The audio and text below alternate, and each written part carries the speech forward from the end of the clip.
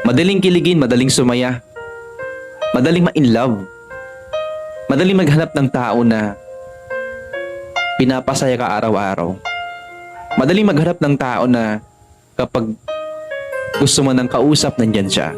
Pero what if dumating na kayo sa time na nagkakalabuan na, yung mga problema nagsisititingan na, yung mga tukso nandyan na, at unti-unti nang nagkakalabuan ng relasyon yung dalawa, mag-i-stay ka pa rin ba? Kapag ba dumating sa point na sobrang dami nyo nang hinaharap na problema, andyan ka pa rin ba sa kanya? Ilalaban mo ba siya hanggang patayan? Mag-i-stick ba kayo sa relationship nyo? Tuto pa rin nyo ba lahat ng mga pangako nyo?